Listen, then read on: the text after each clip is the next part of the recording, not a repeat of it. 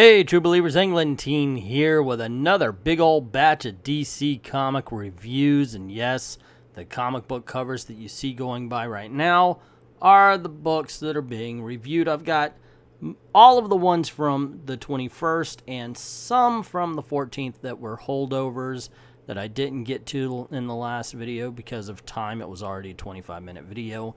Anyway, here's the drill. I've read them.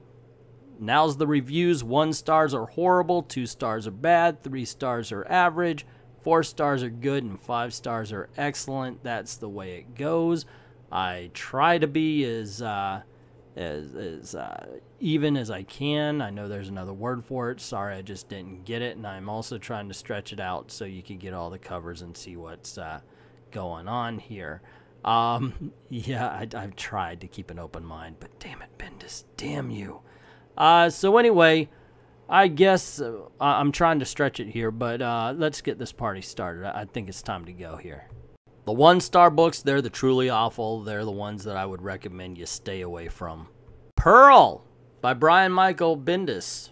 Yeah, it's part of his Jinx World thing, and I have not liked an issue yet. As a matter of fact, it's kind of just like reading a whole bunch of hipsters trying to be tough. It's like Yakuza went to a Starbucks to recruit for assassins.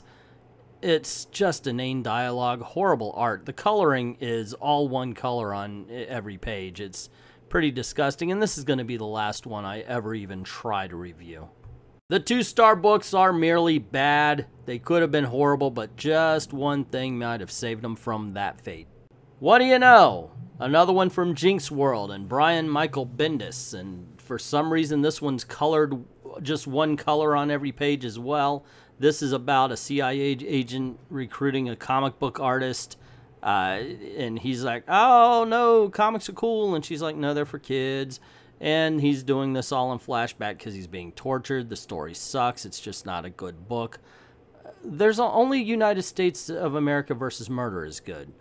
American Carnage is about an FBI agent whose partner got lynched, so she goes to recruit a half-white, half-black guy to go to a Republican's campaign party because he's Republican and therefore racist, and they're trying to, you know, nail him on being a racist.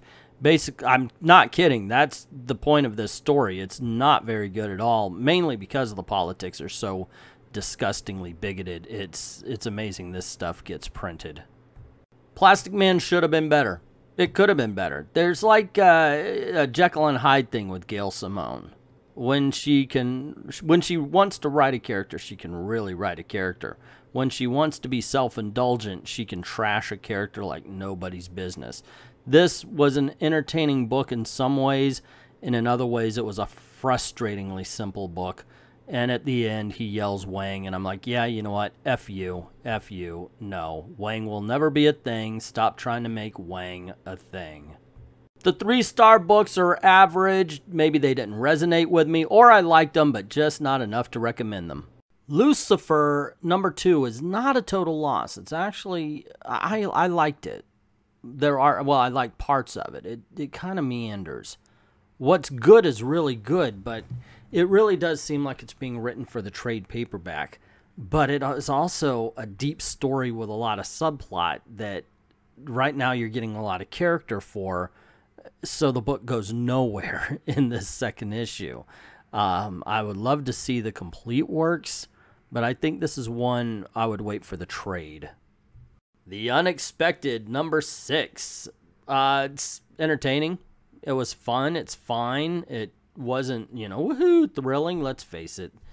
The cream has risen to the top as far as the new age of heroes. We've got Sideways, Silencer, and Damage. Unexpected is entertaining. I like the fact that they included Hawkman. But let's Parsley.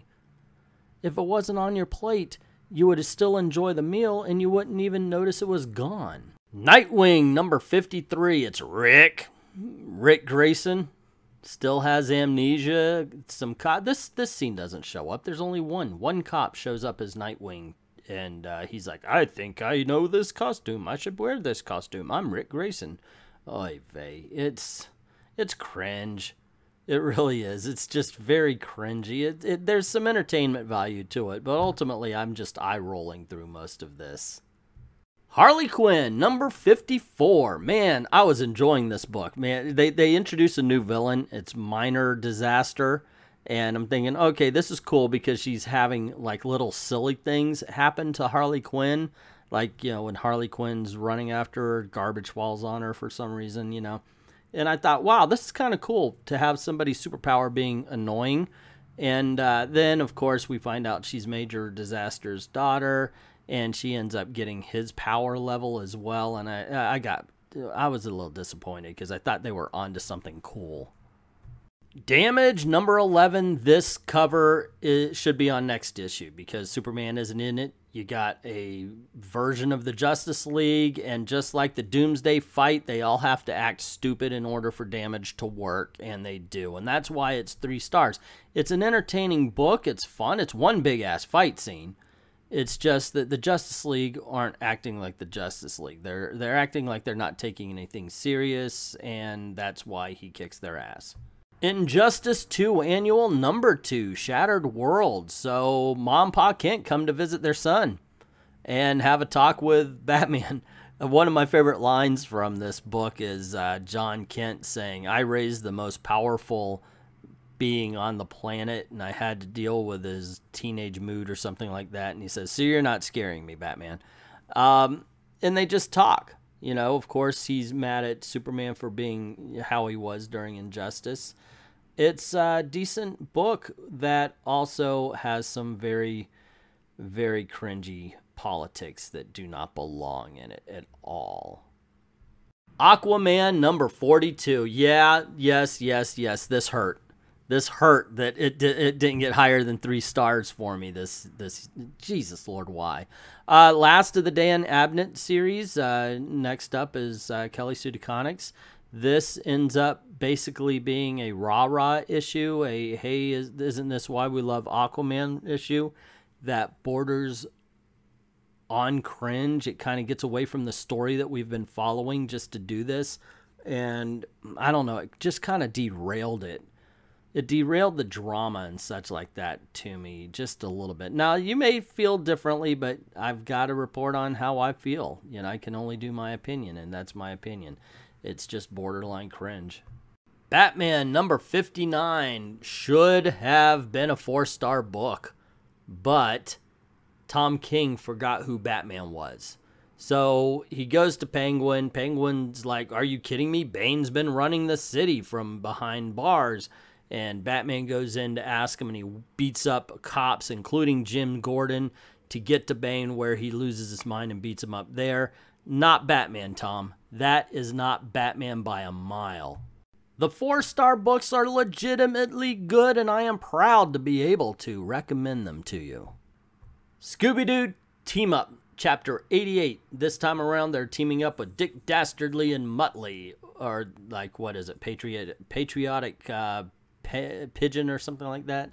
Wow. Dastardly kills the pigeon, finally.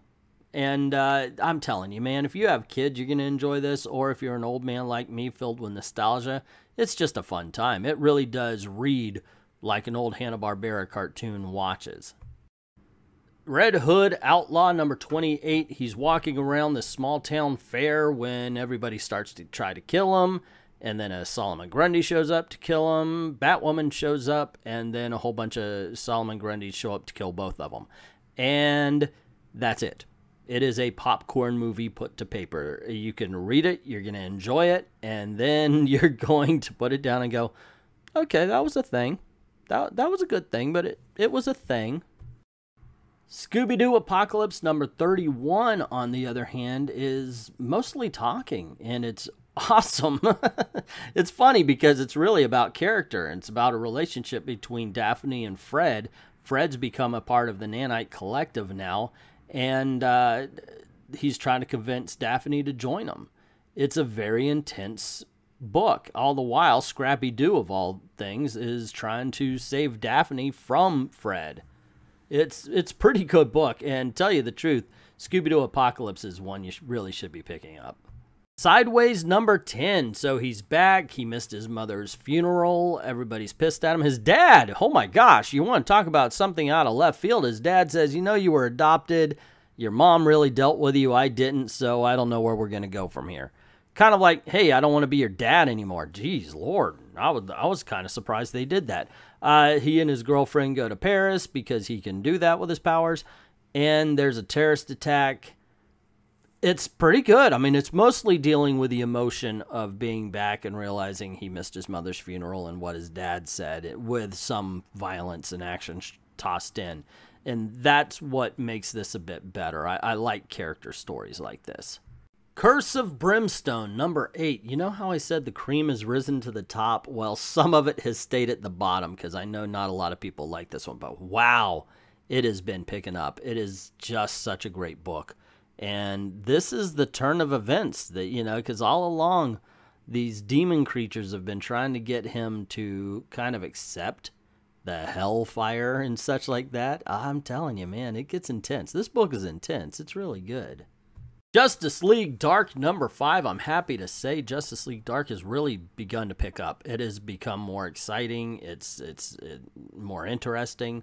Here we have the standoff between John Constantine, Swamp Thing, and Naboo. You got them going to another mystical dimension and getting to a big fight. A chimp walks into a bar and he drinks. And he drinks and he drinks. And it's thoroughly entertaining and highly recommendable. Suicide Squad number 48. Someone's kidnapped Amanda Waller. Actually put an explosive in the back of her head and demanded that Suicide Squad comes to save them. A specific roster of Suicide Squad. And basically it's them arguing back and forth. All the tensions are coming. Digger is scared because they're going back to the prison that he got tortured in. It's very entertaining, very suspenseful. I like this book. I'm waiting to see what happens next.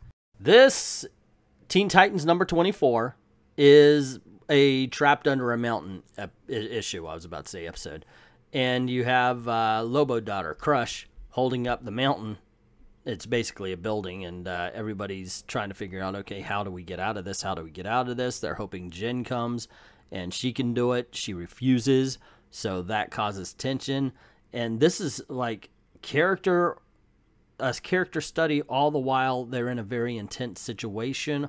I love this kind of thing. It doesn't sacrifice character for the action, and that is such a good thing and a rare thing these days. Justice League number 12, easily the best issue from DC this week. It's part 3 of Drowned Earth, and this is what I wanted from Aquaman. I mean, it just kept up the tension. It kept up the suspense. It kept up the story. It was about the story. And we still got stuff that was over in Aquaman here. So ultimately, yeah, this is the one you pick up, guys. This is the one you get. The 5-star books are excellent, but even though we had some good books, there were no 5-star books this week. So there you go, gang. Those were my reviews. Those were my opinions. Of course, you have your own, so let me hear them. Let me know what you think in the comments below. What were the best? What were the worst? What did I get right? What did I get wrong? What would you have put higher, lower, so forth and so on? Let me know in the comments section below. Also, if you like this video, you want to see more, you know the drill. Click like, share, subscribe, and don't forget to hit that notification bell so you don't miss anything. Cool things happen around these parts. Hate for you to miss it. Also, this is the way we're trying to make a living, so if you don't mind helping out the channel, go on over to Patreon, drop $1 in the till, help us keep the lights on, help us keep making videos for you. Thank everybody who's already done that, and to everyone, all of the true believers, thank you very, very much for watching.